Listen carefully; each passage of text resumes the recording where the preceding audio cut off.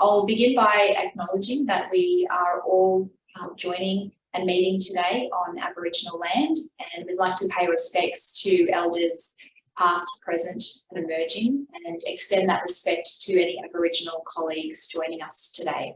We acknowledge that sovereignty was never ceded, and that this always was and always will be Aboriginal land. My name is Carolyn Davies and I use she, her pronouns. In this webinar series, AVITH in Context, we look at investigating different perspectives of the issue of young people who use violence. Today's webinar topic is about supporting young people experiencing homelessness. Now, if you followed our other webinars and our other discussions, you would know that we generally are promoting the view that we should be working holistically and using a whole of family approach and looking at providing a wraparound service support for a young person. But if the young person is no longer living with their family or caregivers, either because of their experience and or their use of violence, how do we go about doing that reparative and that therapeutic work with the young person?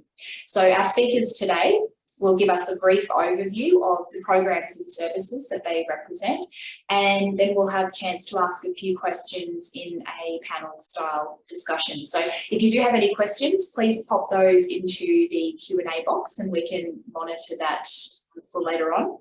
So I'll begin by introducing our guests today, and if people can just give us a wave when I read out your name. We've got quite a large panel of people today, which is exciting. So we have Ellen McGregor from Safe and Equal. We have Ashley Thomas from the Bridge Youth Service. We have Tamara Blakemore and Louise Rapp from the Name.Narrate.Navigate program in New South Wales. And to start us off today, we'll be hearing from Luchka Dobson and Marita Hagel from Melbourne City Mission. Thanks so much, Carolyn. I'd like to start by acknowledging country. I'm on Wurundjeri country, pay my respects to the Wurundjeri people of the Kulin Nation, and respect to their elders, past and present, and all Wurundjeri custodians. I'd like to extend that respect to the Wurundjeri Wurrung language and songlines. I live and work under the watchful eye of Bunjil, with learning about journey from Burrung. I'd like to acknowledge also all Aboriginal and Torres Strait Islander people here today. So I'll give you a brief history of my work and where I work now and my organisation, because it does underpin my contribution today. I come from a couple of decades of working with young people experiencing crisis and homelessness, and I've worked across many contexts, including street-based work, young parents, mainly mums and bubs, in the court systems, in the hospital setting with CASA, in the crisis care unit and other social justice settings. And certainly domestic violence, family violence, intimate partner violence and relational violence are fault lines that intersect with every context in the experience of homelessness. I'm currently the Senior Policy and Advocacy Officer with Melbourne City Mission, MCM. MCM is the largest youth homelessness service provider in Victoria. We have crisis accommodation, integrated service models, the only youth-specific access point, MCM housing. We have independent, flexible learning academies, our Hestra Hornbrook academies, alongside the living learning programs there, who support young people through their education and with their mental health. My colleague Marita will speak more from the early intervention service perspective, which is where AVITH is situated. So I'm going to attempt to, we had a practice at this, so I'm hoping that I'll share my screen now with you all. Has that worked? Thumbs up, great. So the cohort that I'm going to focus on today, even though our service or our organisation works with young people up to the age of 25, I'm going to focus on sort of the 16 to 21-year-old age group, and the reason I'm doing that is because that age group is more likely to be tethered to a family or residence where family violence is a characteristic. I will go through some of the characteristics because they relate to some of the responses and best practice frameworks that we have in response.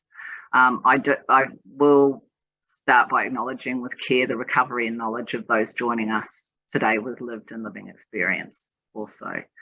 So some of the characteristics we see, I'll share this infographic, which is, sorry, I've gone backwards, which is quite an interesting infographic. This was data that we captured at the end of last year from about 110 young people within our homelessness programs. Look, there's pertinent data all through this. But the one that I will sort of point to is that 100% of the young people that we were working with when that data was captured who are using violence are also victim survivors of family violence. So some of the characteristics that underpin these complex presentations, you know, these young people come to us, there's sort of been a peak of rupture of the most important relationships for them, the care relationships. They come to us and, you know, their identities are still forming, and they're forming around how they manage and manifest this experience of family violence and relational violence. And a lot of them, you know, don't have an understanding or the language or the narratives around their experiences to even express their needs at the time. That a lot of them have a grave sort of distrust for the system. They've been often given the responsibility within their family units to protect the family from systemic intrusion, whether it's child protection or other systems of care. So they hold that responsibility in that protection of potentially the violence that was occurring with them. So they're managing, you know, alongside that, they're managing very complex and emotional distress, their mental health, and given that our work is relational and therapeutic, you know, that first instance is really important. They're the most transient population, so they're moving across dwelling environments. So they might be moving between other family members, they might be couch surfing, returning to the family origin and residence, or other inappropriate dwellings, or sleeping rough, you know, that exposes them to exploitative behaviours from older people. It often there is access to their bodies, and the risk of weaponry is quite high, particularly around that rough sleeping population. Look, they're entering a period of formative relationship building, including intimate relationships. You know, developmentally wanting those familial replacements to attach to feel less alone. And, you know, often there is a feature of relational violence in that, and an escalation of risk. I think Carolyn's going to put some links to two reports that I'm going to mention that are important, contains important research. And one of the reports is the Amplify report, whose design and recommendations are those of lived experience of family violence. And the other is a report that was just released last week called Missing Figures, and it examines the role of domestic and family violence and youth suicide. I am on a time crunch here, so I will refer you to those links that Caroline will be putting up on the website afterwards. So moving into sort of best practice and frameworks, definitely an integrated service model. And I know, you know, I'm not saying anything new to practitioners and specialist support workers who are joining us today. It's centred around the needs of young people, and it must be coordinated. That includes geographic access to these support services, programs that can respond to the developmental needs and the presenting needs of those young people within a wraparound service model, a holistic model. Durational support through their developmental needs is really, really important. Done it again. Flexible support systems, so housing first, you know, but housing that responds to, again, to the needs of the young person. Different housing typologies that work depending on the needs of support or the intensity of support that's required for a young person's recovery. Flexible support systems include, and integrated service models include things like peer workers, essential for that initial connection to young people. Our frameworks are healing oriented at MCM. And again, they best serve the developmental needs for young people who are presenting with a history of family violence. Maintaining the support through their transience and disengagement and interaction with many of the other systems, such as criminal justice, mental health, education and health. Young people often fall through sort of fault lines between those care systems. And they're transient across many of them. You know, the young people that we see that are unaccompanied don't have dignity of risk. They don't get the opportunity to engage in risk behaviours that are quite appropriate when you're developing, without there being maybe a consequence of incarceration or contact with a criminal justice system or placing them at significant harm or risk. And just down the bottom, I've mentioned sort of a couple of, I guess, gaps that we have in identifying family violence, either the use of violence. A lot of young people are very shamed when they come to us. A lot of young people are so distressed that there are masking behaviours such as they're managing through substance use, obviously a compromise in their mental health, or they may have already come into contact with police or the criminal justice system. And they've also stepped into a process where they have to sort of participate, I guess, in uncharted and adultified support systems and housing that really don't recognise navigation for unaccompanied young people. So that, in a nutshell, is sort of the work that we do at MCM that I've been involved with. I'm going to now defer to my colleague Marita, who, as I said, is in the early intervention space, and which is where AVITH is currently situated. Thank you, everyone. Thank you very much, Dushka. I'm just going to talk about two early intervention programs which I oversee.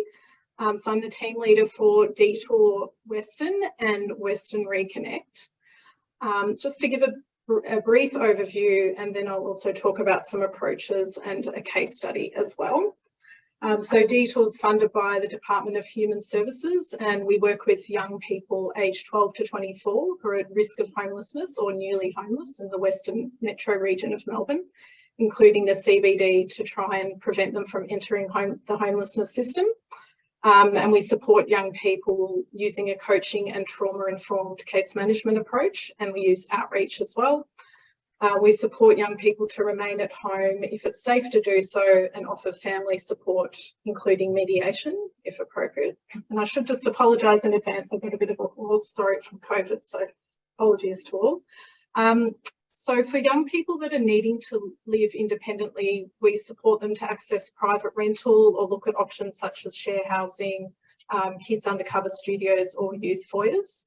And Detour youth coaches support young people with any other goals that they identify, such as looking for work or remaining in education or linkages to sports clubs, basically whatever they identify. Western Reconnect is funded by the Department of Social Services, and this is to provide trauma-informed holistic support to young people aged 12 to 18 or 12 to 21 newly arrived young people, excuse me, who are at risk of homelessness due to family breakdown, family violence, family conflict or other issues, either to remain at home if that's a safe option, or supported to find other accommodation, which could be with relatives, friends or community members. And Reconnect can also provide mediation and family support or other goals that the young person identifies. So some of the strategies that we use with young people who are newly homeless or who are at risk of entering the homelessness system, who are victim survivors and or using violence in their family or other relationships, such as I mentioned, practical support like material aid, linkages to income support to obtain ID, or stabilising their current living situation, or looking at other options in the community or with extended family. The young person might identify a long or short-term goal of reuniting with family, so we'd assess if mediation would be appropriate or what other restorative work can be done to rebuild or improve the relationships with parents or carers or other family members. And if the reunification with the family is a goal, then with the young person's consent, would start by building rapport with their parent or caregiver with the aim of having the conversation to rebuild that relationship with the young person and assess what else supports might be needed for that family. And some of those might be working on communication strategies for the young person to enable them to communicate better with the parents or carers, or whether the parent might want parenting support or linkages to groups such as tuning into teens. And we'd also assess if the young person is wanting counselling support to manage and help in their recovery with trauma and mental health, and of course safety planning and linkages to AVITH support. I just want to talk about a case study, and this is sort of an amalgamation of a couple of case studies and also generally sort of cohort that we see. So a young person aged 18 who was referred to an early intervention youth justice service after there was an IVO taken out against him by his father due to a physical altercation in the home and other unrelated charges. There was a history of experiencing violence perpetrated by his father towards his mother and other siblings who are no longer in the home. And the young person had been referred to a men's behaviour change program by the court. So the young person was living with a relative and was wanting support to obtain private rental. So he was referred to Detour. But later in the support period, the young person identified a goal of returning home to his family. So the support that we provided was linking him to mental health due to his trauma and also to a GP for his long-term health conditions. Detour worked closely with the youth justice prevention worker around his current charges and to prevent further involvement in the justice system. And the young person had identified that he wanted to get his licence, so he was linked to the L2P program. The Detour youth coach and the young person also explored strategies for the young person to address his poor self-talk and strategies to manage anger as well. And some of the other interventions that we used was coaching, particularly around goal setting, also exploring what healthy and unhealthy relationships look like, and also a strengths-focused approach, which allowed him to acknowledge what are the things he's actually doing well.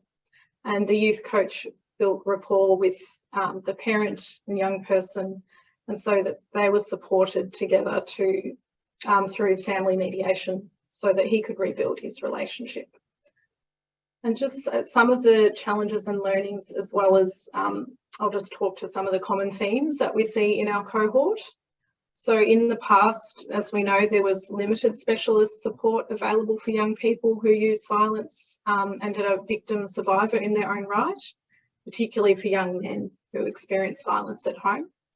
And we know historically that they might have been referred to a men's behaviour change group, but as we know, these aren't always appropriate for young people.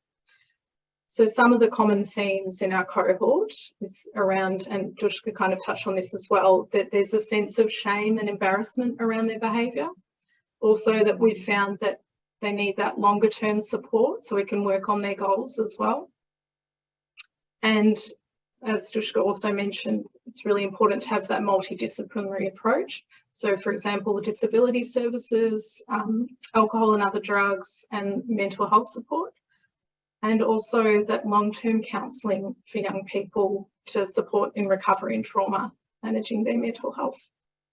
And for family reunification to occur, ideally the parent or carer is getting some individual support as well for them, like counselling, family therapy and family work to help develop healthy communication styles and understanding conflict. And that's it for me. I'll pass on to Ashley. Hi everyone. Before I start having a chat, I just wanted to acknowledge the traditional custodians of the land in which we live and work on. At the moment, I'm on Yorta Yorta Nations. However, we do have offices and work from the Taungurung and Wurundjeri people and land. So I'd like to pay our respects to the elders past and present. I'd like to extend those respects to all Aboriginal and Torres Strait Islander people that call these lands home. I'd like to acknowledge their enduring connection to these lands, its waterways and skies. I'd like to also affirm that sovereignty was never ceded, and this always was and always will be Aboriginal land. So I guess mine's going to be a little less formal. I just want to give a little bit of an overview around what the bridge do. A lot of the content I was kind of going to cover on was just covered already. A lot of the challenges and approaches we use are very similar. So if you see me kind of pause and skip, it's just because I don't really want to repeat the exact same thing that was kind of just covered. With that said, so I work from the Bridge Youth Service. Our main office is in Shepparton. However, we do have an office in Wallen. We had an office in Seymour, although unfortunately with the recent floodings, it was damaged. So we're trying to work on getting that back up and running. We service a large area, so that ranges from Greater Shepparton across to Moira, Mitchell, Murrindindi and Strathbogie. So it is quite a large area. I'm going to focus on programs that work mainly, I would say, on average with young people who are 17 to 25. However, sometimes we do receive referrals from young people who are age 16, but I think this is, I guess, probably on average, it's more so around the 17 to 25 year gap. So we have many programs. I guess they're all focused on supporting young people to create opportunities that further their safety and security, enhance family harmony, and promote supportive communities. Just in today, I think the main programs I'd like to kind of touch base on and have a discussion around are around our transitional youth support and our supporting young parents. So these programs are aimed at supporting young people who are at risk of or who are already experiencing homelessness. So the program aims to provide practical support for young people to move through homelessness towards sustainable independence while addressing the barriers that have impacted on them becoming homeless or at risk of homelessness.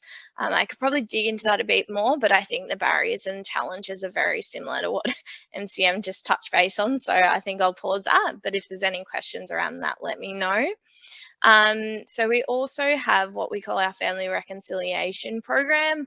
It focuses on assisting young people homeless again or at risk of homelessness, but it has a little bit more of a focus on also resolving conflict, re-establishing relationships with family and caregivers. So it's a little bit more focused on trying to, I guess, establish where they're already living, rebuild relationships, rebuild connection.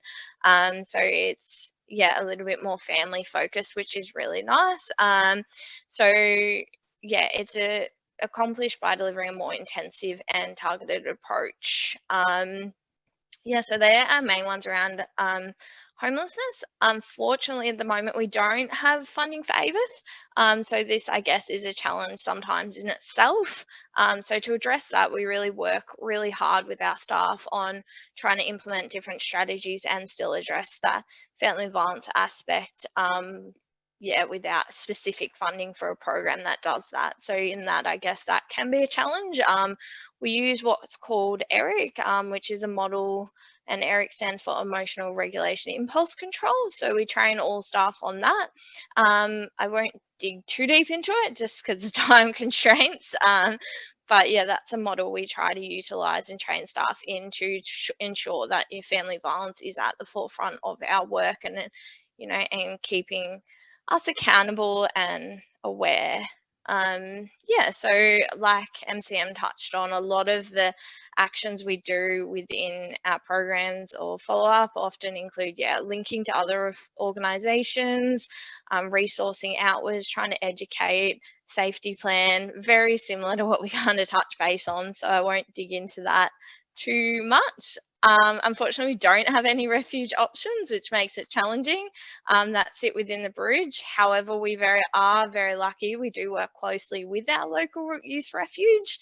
I guess one barrier in relation to this, though, is that at the moment that refuge is facing extensive wait lists. So just for a recent example, I've had a young person who's been case managed by the bridge of recent, and they lived in the car for 8 weeks prior to being able to get into that youth refuge. So obviously I don't work in Metro and I don't know what their wait lists are, but yeah, that's one huge barrier that we're facing at the moment. Yeah, all our housing programs unfortunately do have some restrictions in regards to financial support. So we do work very hard to build and network with local organisations, so we can bounce off each other a lot, whether it's food resources, vouchers, when a housing or private rental is sustained, around building rapport with other organisations to supply furniture, apply for other funding, etc. I think something I just want to touch base on in regards to, I guess, regional, maybe in comparison to Metro, is that we do have sometimes, extensive wait lists. And I think even though it may be that housing case management in the roles, I just touch base on, a lot of the time we are still addressing everything else and trying to support those young people around it can potentially be mental health, AOD, family conflict. So I think that's one issue. We don't necessarily have access to specialised services. So, we're always trying to upskill staff to bridge that gap so we can provide that support until we can find the next, someone else who provides that specialist support or outreaching and things like that. So it can be a little bit of a struggle, but we try our best. And then obviously, as everyone's aware, in regards to homelessness, there is, huge private rental increases and all those other aspects, but I won't dig into that because I think we're all pretty aware of that. I don't have any specific links that I guess in relation to statistics around how many young people have experienced or do perpetrate family violence in relation to who attends our housing programs, but I would say it would very much be around the same as MCM mentioned. I would say it'd be at least 90+%. There's a very strong link there, and I think that also goes back to the young people we do support often have experienced significant trauma throughout their upbringing. They often, witness how, it often impacts their ability then to regulate their emotions, which then leads to them perpetrating family violence. I'm seeing a few nods, so I think we're all I'm sure we're all in agreement. And then as MCN kind of mentioned, the guilt and shame that follows, the strains on relationships, the family breakdown, it all links very, very closely together. Thanks, Ashley. Thank you so much for giving us that insight into service delivery outside of the metro area. I think we've definitely heard that from practitioners before about needing to essentially become specialists across multiple areas to try and potentially, bridge some holes in service delivery that they might be experiencing. Okay, we might switch to speaking with Ellen McGregor now, who is from Safe and Equal, who can bring a bit more of a specialist family violence lens and speak a little bit more to the context of refuges. Hi, thanks for having me, everyone, and thanks for the intro, Carolyn. So just before I dive in, I'm joining from Wurundjeri country here in Coburg today, and I'd like to start by acknowledging the Wurundjeri people of the Kulin Nation, and I pay my respects to Aboriginal elders past, present and emerging, and recognise the strength and resilience of Aboriginal and Torres Strait Islander adults and children who have and are still experiencing family violence. I recognise that Aboriginal people as a sovereign people who have never ceded their sovereignty of this land, always was, always will be Aboriginal land. So yeah, my name is Ellen McGregor. I'm the Manager of Workforce Policy and Practice within Safe and Equal's Sector Development Unit, Safe and Equal being the peak body for specialist family violence services in Victoria. And prior to joining Safe and Equal last year, I've spent 6 years in the family violence service delivery settings, including in crisis service delivery and as a manager of a family violence refuge.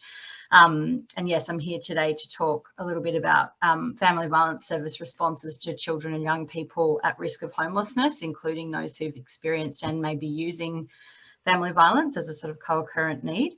And yeah, just here to sort of demystify a little bit the matter of family violence crisis accommodation and eligibility for that and access to family violence refuge. So yeah, Safe and Equal is the peak body for specialist family violence services. Our member services provide family violence response all across Victoria, including emergency accommodation, case management, outreach programs, therapeutic response. The biggest intersect that our work has between with youth homelessness is absolutely at our crisis entry point.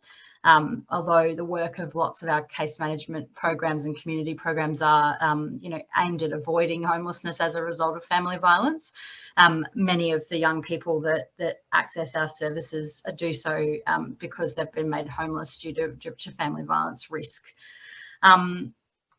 So the specialist family violence sector is currently working to really strengthen its approach to work directly with children and young people, including working with children and young people using violence. And that's, we're strengthening our direct risk assessment work with children, safety planning, and really working to embed a trauma and violence informed approach to therapeutic work with children and young people in our services.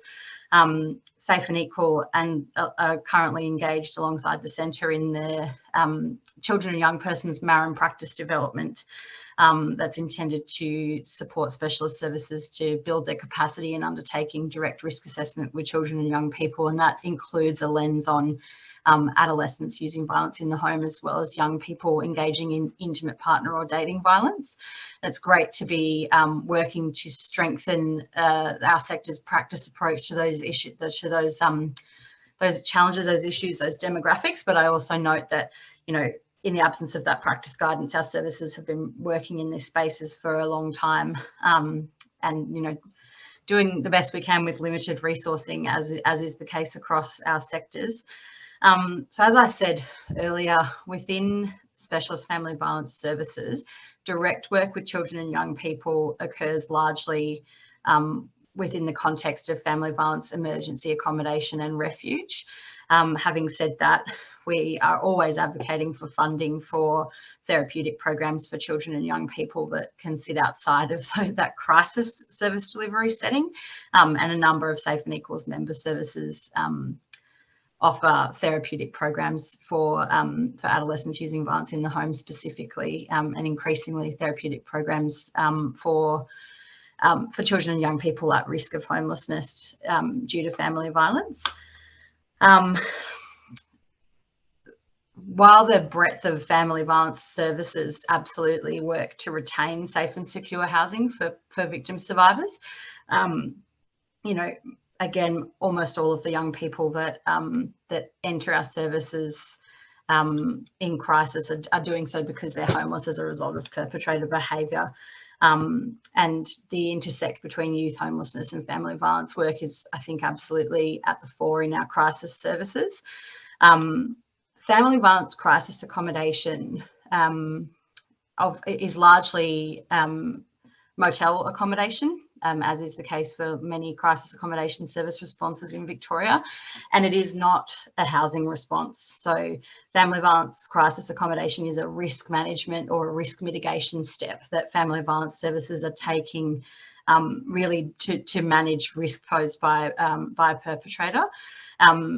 It means that the eligibility for family violence accommodation services is based not on whether a family is homeless as a result of family violence, which it should be. Ideally, if we had enough resourcing, we would accommodate anybody who's homeless due to an experience of family violence, but we're looking at are families homeless due to family violence, and what is the current risk that they're experiencing? And that's not a consideration that we like to have to apply, but it is because of demand. So at the point of accessing family violence services, we undertake risk assessments. They are largely undertaken with adult parent caregivers. However, our services are increasingly undertaking risk assessments with young people entering our crisis service directly, wherever it's sort of age and developmentally appropriate, and where it's safe and reasonable to do so. Obviously, noting that when a family is in crisis in a police station, it's not always the best time to launch into direct work with a young person. And so young people accessing family violence services are almost always accommodated with a safe parent or caregiver, and often with siblings. And noting that in exceptional cases, and these exceptional cases have been rising more and more frequently over the last couple of years, and particularly since COVID-19. Exceptional cases, family violence services are providing accommodation to young people under the age of 18 who don't have an adult in their company. Often that's really just a desperate measure to address risk, and needs to occur due to lack of other options. Once families enter our crisis accommodation, we have a real emphasis on finding safe longer-term housing. So a lot of work is aimed at returning families home if risks posed by perpetrators can be managed.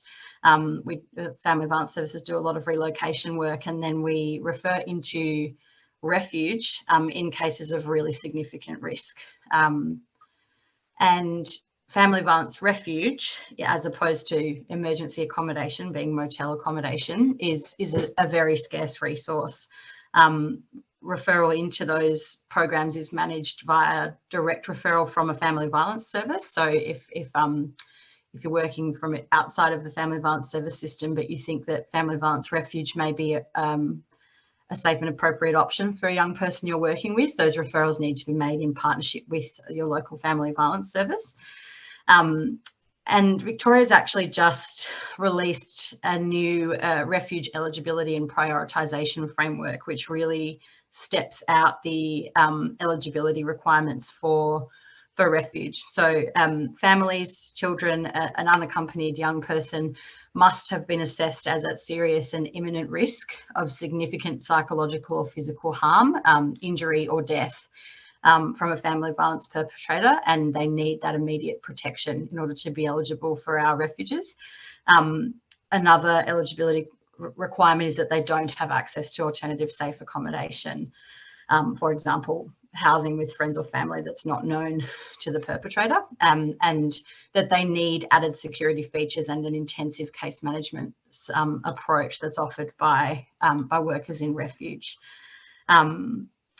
In particular, to keep them safe when a violent perpetrator's whereabouts are unknown, or if a perpetrator is actively trying to harm, injure or kill a victim survivor.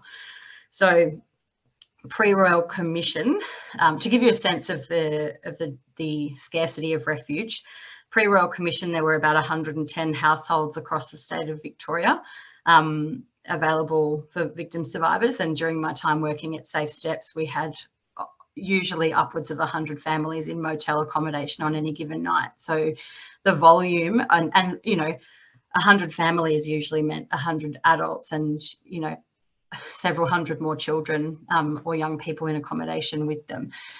So refuge vacancies are scarce, and there are big challenges in securing longer term housing options for families in refuge once they've been able to obtain a vacancy. So our service model would be intended to provide within refuge a 6 to 8 week sort of period of intensive case management support. However, given the current housing crisis in Victoria, people are staying in refuge for, you know, upwards of 6 to 12 months in some cases, which has had a really big impact on input across the board. We have redeveloped a lot of our old communal refuges, which is where I think in the past our services were reluctant to accommodate young people using family violence just because of the risk that that posed to others in a communal refuge setting.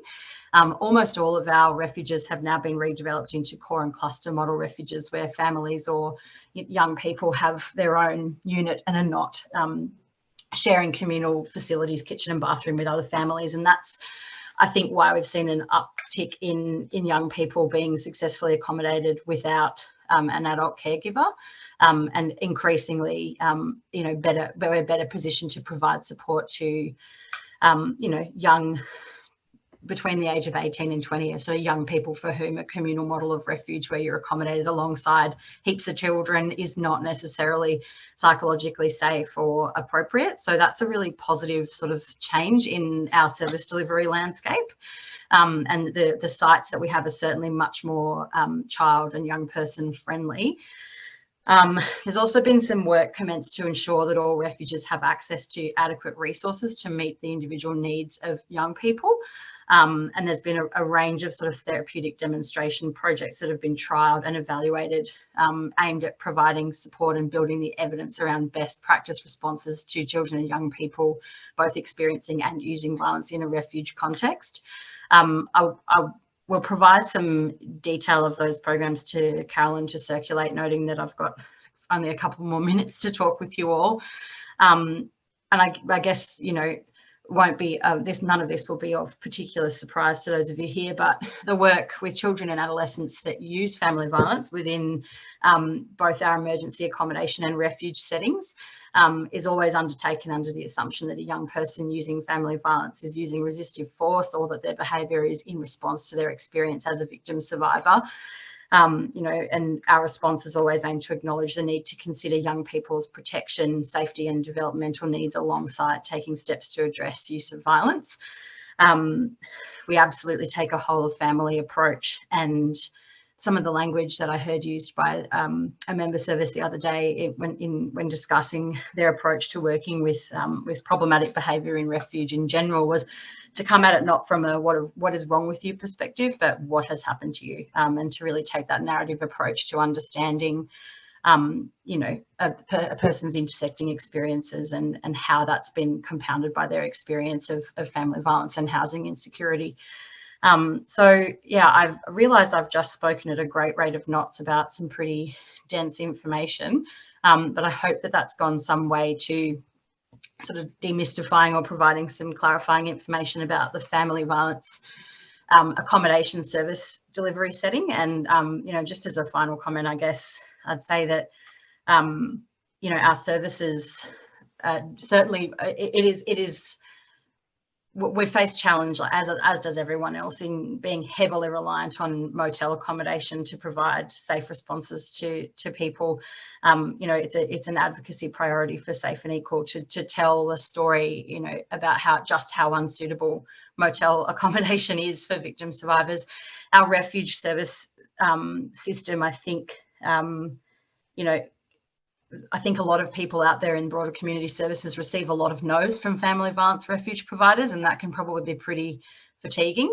And I hope that in painting a picture of the scarcity and some of the approach to prioritisation really being around that risk of fatality, sort of helps others to make sort of informed decisions about when a referral to a refuge may be appropriate, noting that we really would love to provide family violence refuge for anybody who's experiencing homelessness as a result of family violence, but that due to demand, we're always looking at that absolute pointy end of risk apologies for, I did prepare some slides, but then I looked at them and thought they were pretty lacking in pizzazz, so I've ditched them, but I'll circulate them, I'll provide them to Carolyn so they can be circulated with the notes from today.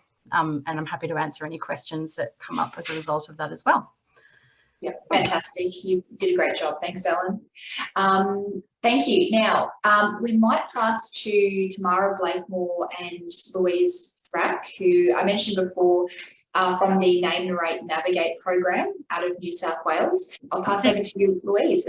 Thanks, Carolyn. So as is our traditional kind of approach to things, we're struggling to get the slides up. So while Tamara does that, I'd just like to, Tamara and I are coming to you today from Awabakal country, which is up in Newcastle, beautiful Newcastle, New South Wales. We would like to pay our respects to the traditional custodians of the land that we are very fortunate to live and work on, but we'd also like to extend our deep respects to all the young Aboriginal men and women who we work alongside and who contribute very greatly to our work through their insights and experience. And you'll hear a little bit more from us in our next little 10 minutes there. Good on you, Tamara. That's up. So if you want to... I worked it out. That is an achievement for me today. So we're here to talk to you about the Name.Narrate.Navigate program. Let's see if we can get the slides to change now. That work okay? Mm-hmm. Yeah, good. So Triple N is a targeted preventive intervention. We work with young people who have used and experienced violence, and we intentionally use that language. And we also work with the workers who support those young people. So we have a dual aim in our work. We want to work with young people 12 to 18 years to bring them to a point of readiness for those recidivist targeted interventions or self-motivated identity migration. We recognise that a lot of the young people that we work with are at a point of readiness and need some support for stepping over that into that new phase of their life. We work with workers to support their point of readiness for trauma-informed practice that's underpinned by that reflexive and relational method and responsive to dynamics of power. The focus on working with workers is very intentional. We know that there are a lot of programs that work with youth violence, that work with young people and their parents, less so programs that use work with young people to inform the education and practice development of the sector. And that's a key aim of Triple N. We do that and we achieve those aims through this reflexive cycle of evidence-based intervention. It has an embedded action research program that informs its continuous development and also, as I said, informs that professional development. We think that, or we know, I guess, from our years of delivering Triple N so far, that it does achieve outcomes, and it achieves outcomes because it changes both practitioners and young people's sense of self-awareness, their capacity for self-regulation and skills for connection. So 3 key kind of aims there that work well together. So what's involved? Triple N works primarily in a group work model. Our referrals to the program primarily come from young people who are on community service orders, either with youth justice in the community or in custody, but we also work with education and community service support providers. So the program starts with a pre and post narrative exploration of pro-social reasoning, emotional recognition, the experience of trauma, past, present, cumulative, and also quality of life. We then run small group sessions exploring emotional recognition, what it's like to be heard, feel heard, and what it's like to have your experience and your perspective invalidated. We also work on empathy, power and control, and shame and choice. And we do so through using very creative methods that are informed by, I guess, both the neuroscience of trauma, but also Aboriginal ways of knowing and doing. As I said, we collect de-identified group work products throughout the program, and that forms the data to continually evaluate, inform both the program's delivery, but also that education. Our work's informed by a set of practice principles that include validating trauma without invalidating its consequences, mindful engagement, including participatory, observatory and descriptive mindfulness, skill development, a very key focus on reciprocal communication and the use of a shared power perspective. So core components to our practice with young people include visual methods of checking in and checking out. As I said, participatory mindfulness, so that the program is intentionally scaffolded over the course of the 2-hour group work sessions, where the heart rate of participants and practitioners raises and drops alternatively to give simulated experiences of self-regulation. The program is designed to include very universal ways of learning and representing experience. So there's a lot of experiential learning in the program. And we also use photo elicitation and photo voice to elicit narratives of young people's experience and use of violence. And then we also include in our practice a model called Postcards to Practice, which is a way of validating and giving voice to the experiences of young people in a continual feedback mechanism to practice. I think Louise is going to talk now. Hang on a sec, Louise. How are you going now? There we go. So one of the, alongside of our program facilitation and implementation, we have a quite wide research agenda as well. And all of our research is informed by the young people that we work alongside. So one of the things that began to emerge in our work with young women was narratives, linked narratives of housing and homelessness with experiences of violence.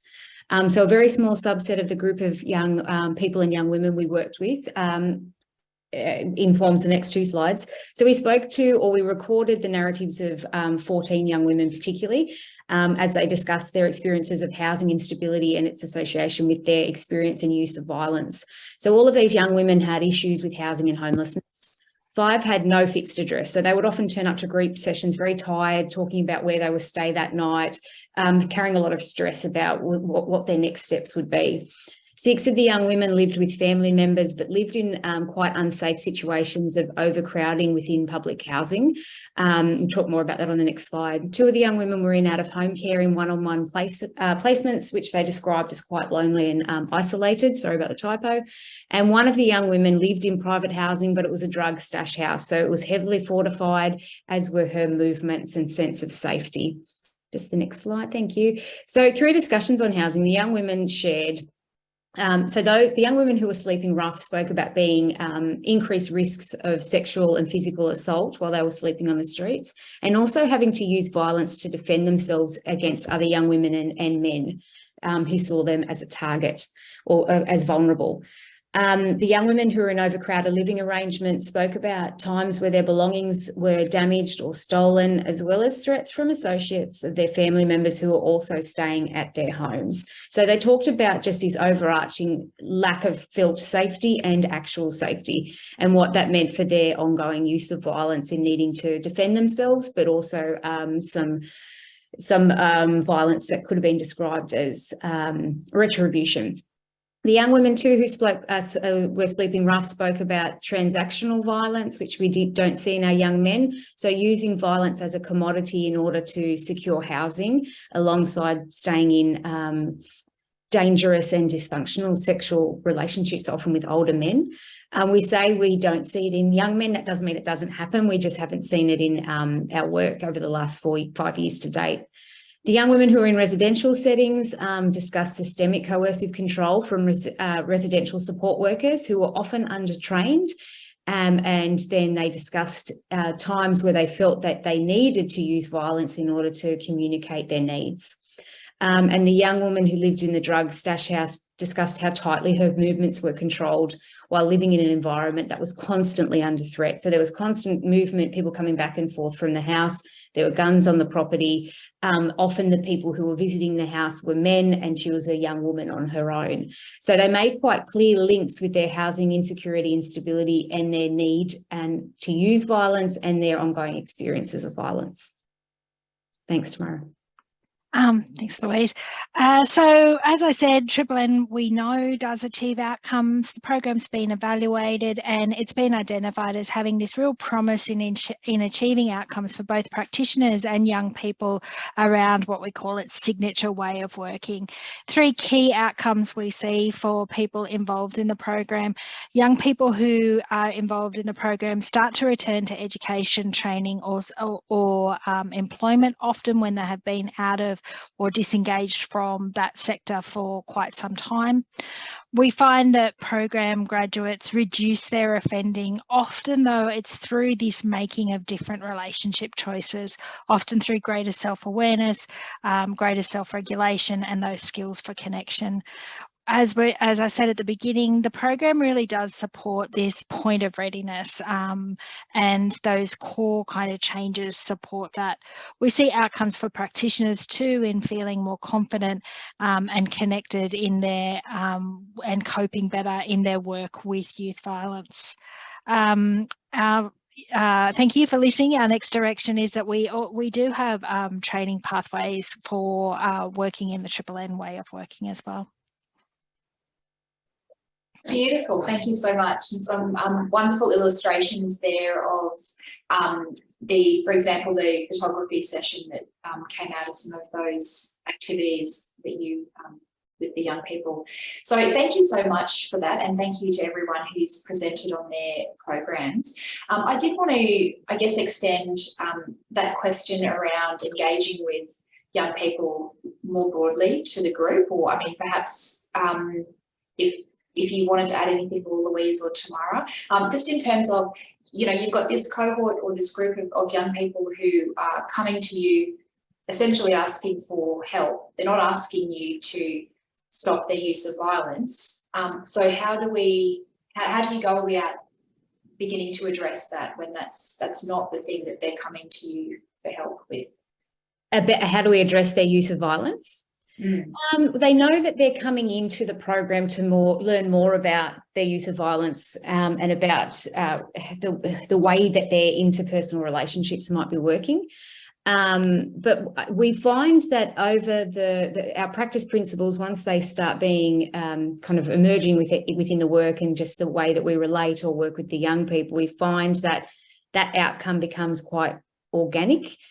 We've had some really strong experiences of naturalistic restoration between young people in our groups, because we often have young people who have used violence against someone else in the group. So these things are done in a very structured way, because on first notice that could seem quite risky. But we have young people who co-offend together in the same group. And so we have victim survivors of violence and people who have used violence all in the same space. And the way that we go about implementing co-production of some of the art creative methodologies we use, which have an underpinning of co-production, starts to kind of build up that relationship between the young people within the group. So we find that through the steps and the processes, which is all evidence-based within the work, that we start to just naturally see those outcomes. In saying that, we also do really acknowledge that the young people have agency. So it is not our role or responsibility within the work to say you need to stop violence because of X, because that's not their lived reality. So realistically, it is about a shared experience. We talk about skills, all the things that Tamara said. And they have that information and they choose to use it where they can. Tamara, do you want to add to that, if that makes sense? Yeah, I think probably the only thing I would add is that one of the most powerful things in the work is the broadening of the viewpoint and the perspectives, the worldview of young people through the work. So as you become more self-aware, you also become more aware of what's around you and what's happening around you. And that capacity lends itself to a dialectical way of thinking, where you're able to see the two things can be true at once, but also that you can start to better appreciate alternatives and alternative perspectives and experiences. That then leads into this greater sense of developing empathy, developing a mindset of other people's experience, and we see changes really starts to happen then. So I think our program, in being not a program that's aimed to necessarily end violence, but aimed to get to that readiness to have a conversation about that is just putting all those building blocks in place so that people can start to think about their experience and their experience in relation to their context and their community in a different way. Thank you. Is there anything, perhaps Marita, did you have anything that you wanted to add in terms of that question about what, like, how do you begin work with a young person when their immediate need is homelessness or, you know, other issues regarding, say, material need? They're not coming to you for their because they're using violence. Yeah, well, I think it's basically starting where they're at, and if those are the identified needs, we'll start with those, and then as the support progresses or building on a case plan, it might come out around how do I improve my relationships with my family or my friends. So I think it sort of comes out really gradually, whereas other young people might go, okay, this is an issue, this has happened, I want to work on it. So I think it's through building that rapport, really focusing on what their goals are and through all the different areas of their life. And then it comes out through that conversation and that work together. Thank you. Yep. So not going in, you know, with that first and foremost thought about addressing the use of violence, but taking time to build that rapport and that relationship. Yep. A couple of people have touched on this, and I think Ellen in particular has already spoken to this, but I'm interested to know about a young person's use of violence and if and when that ever necessarily excludes them from service, i.e. if their use of violence is impinging on the safety of other people accessing the program or accommodation or refuge. Does anyone have any comments in relation to that? I think in family violence settings, and specifically in family violence accommodation settings, you know, we attempt to address behaviour like that before we would ever decline or refuse service access. And I think a lot of the time within the context that I've worked in, use of violence by young people in crisis can be addressed through stabilising post-crisis. Not in every case, but, you know, our services do what we can to provide that opportunity for relational repair between family members, reconnection, you know, breathing, room to breathe post-family violence crisis that in many cases can address behaviour before there's a need to decline service access. Having said that, the communal refuge model for family violence services has presented challenges in the past, but we've moved away from that mode of service delivery. So unless a referral into our service system came along with a significant risk posed by a young person using violence, there was a caveat from another provider about, you know, accommodation not being a safe response, we would seek to address the behaviour through provision of support rather than, you know, close the door. But I note that presentations are complex, things change, and we're all assessing risk and safety all the time. Yeah. Yes, thank you. It's not just a one-off risk assessment, is it? It's a moving situation. Sorry, Jessica, did you want to add something? I think I saw your hand before. Yeah, thank you. I was just going to say, you know, that's where we need to be flexible in our responses to young people through our accommodation services. You know, having healing-oriented frameworks, using the sort of the resources and the tools that, you know, Tamara and Louise sort of highlighted. You know, environment's very important, somatic responses to young people who may become dysregulated through just the intensity of an environment, how many people are in the environment, being very aware of those sort of environmental protections, the lighting, how it smells, how it looks, how it feels, you know. There are different responses that we can create in individual planning with a young person. you know, one of our refuges was actually funded to sort of disrupt the reoccurring experience of homelessness for young people that were being ejected sort of from more of a mainstream refuge service response. And, you know, prolifically our referrals are young men, and they are young men who have used violence. And, you know, the way we work with that is to get to know them, to really focus on that identity, who they are, so they're seen, so they have alternative ways of managing that distress, often when they come from environments where that has been the go-to. So it is possible, and then having more than one accommodation, you can be flexible around where that young person moves. So they can potentially change an environment that doesn't suit them. They potentially can go to another crisis environment or another refuge environment that may be more suited to their needs through the typology of it, how it's set up, and the type of work that's done. But I think it starts with a healing-oriented framework, with all the holistic sort of modelling that's been discussed here in terms of getting to know a young person and putting them at the centre. Thank you. My next question is, what happens when young people experiencing homelessness either don't want to or are not able to access formal supports? We find that the young people that we've worked with, they fall through the cracks. They're not really identified as, there's this weird juxtaposition, I suppose, of having a lot of oversight and surveillance because they're often coming straight out of custody and on community supervision orders. But at the same time, their risk of homelessness or their actual homelessness isn't addressed by the people that are providing them with that oversight, because it's supposed to be someone else's issue or problem. It's not their responsibility. So in our work, even though this isn't what what our program is set up to do, we're often trying to track down whose responsibility it is. So particularly for the young people that we work with, there's such a strong parallel between the experiences of young people who are in care, except that they're not getting that slightly more support and oversight for things like their education and housing and general health and wellbeing that young people in care are in theory supposed to get.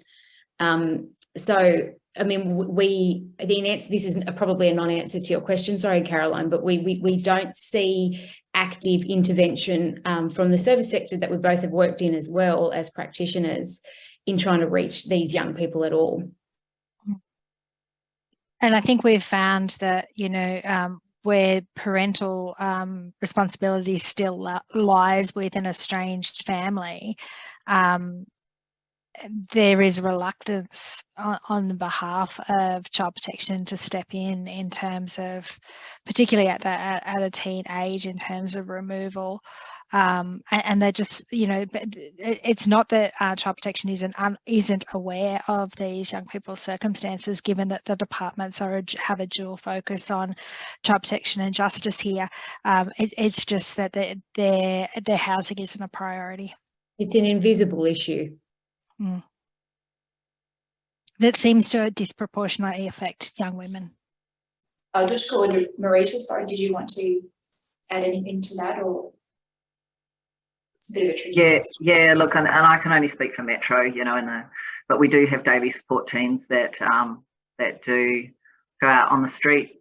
We have the by name lists, who the idea is to track young people who are on those lists who are sleeping rough. So we can hold those spaces for them. A lot of young people will just come into our access point. They decline and they refuse crisis accommodation, but they're there to have something to eat, to shower, to have a sleep, to charge their phone. Those therapeutic interactions are so important in terms of just keeping an eye on young people, sitting down, having a chat with them, either outside the service or inside the service. Just really asking how they are, inquiring, and you build that trust slowly, and then hopefully you will have a young person who'll come to you and say, yeah, I'm ready for crisis accommodation. So it's just about really creating those anchor points for them throughout the community through good case management, or whoever, a trusted peer worker, someone that they come back to, so we can keep an eye on them and until they're ready for more intensive support. I guess this is a bit of a broader policy question, and if there's anything that systemically could be done to support young people and provide earlier intervention. Does anyone have any thoughts they're willing to throw out there? I feel like I'm taking up a bit of airtime, but Home Stretch is a great example of really addressing that pipeline. You know, the idea that you just don't turn 18 and you are literally evicted from your place of residence, you know, with a leaving care plan that suggests homelessness as part of that. So I think programs like Home Stretch, hugely successful. Again, you know, that early intervention that really works with a young person from an early age to plan ahead and assist in those ways. So there's not just that term pipeline from leaving care or leaving care to the criminal justice system or other systems, you know. So I think looking at Home Stretch is a good example. Better Futures, they're great programs. Marita might be able to talk about that. It's just putting that barrier between, you know, the experience of being in an institution and then moving on into the experience of homelessness.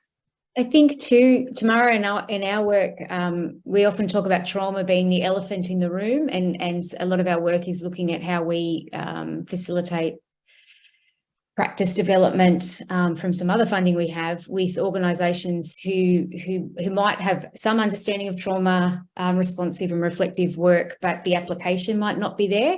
So I think you've got young people who are in situations of systemic invalidation and you know, examples of structural violence that get perpetrated and reperpetrated all the time, but we also have a workforce that isn't necessarily trauma informed and responsive to the point that they say they are. So I think that space in the sector, and made up of passionate, wonderful people, and as I said, Tamara and I are working in that space as well, so not having a go at anyone, but that is a real gap, I think, in knowledge and practice and application. Someone has asked, should you be honest with the person who has been using violence and tell them you or someone else feels scared? I think this question is getting at how upfront are you with the young person? And the reason I'm asking this is because I think with our specialist AVITH practitioners who we speak with, we often struggle with this issue of wanting to work with the young person to address use of violence, but not wanting to be trauma informed, but not wanting to collude or minimise the harms that can be caused by their use of violence. So I think this question, how honest should you be with a young person, or how do you go about talking about their use of violence, is a pretty big question. But does anyone have any thinking? Ellen, I can see you nodding with the gravity of the question probably, rather than go-to solution. But did you have any insights or thoughts around that? No, just an acknowledgement that it's a really challenging area of practice, and something that, you know, often in refuge we would have the additional layer of complexity around a child or young person having been really disempowered by their experience of ending up in refuge, and perhaps never having had frank conversations with their safe adult caregiver about the behaviour from another perpetrator that's led them there. So really difficult to traverse those conversations in a way that's sort of respectful of whole of family, that's sort of emotionally safe, and well, just safe in general for everybody who within a family unit. I think we're often led by the sort of developmental stage and level of engagement of the young person as well in how to tackle those conversations, but it can be very precarious and important to, again, you know, I come back to that approach of what has happened to you rather than what's wrong with you, and to frame any engagement around use of violence in those terms. But I acknowledge it is also important to be direct around you know, the risk and the damage that use of violence can do. Yeah, not a helpful comment, just a comment in solidarity with everybody who's grappling with that challenging area of work. We probably have a bit of a different practice, I guess, in our work, in that we maintain that behaviour that's not named retains its power.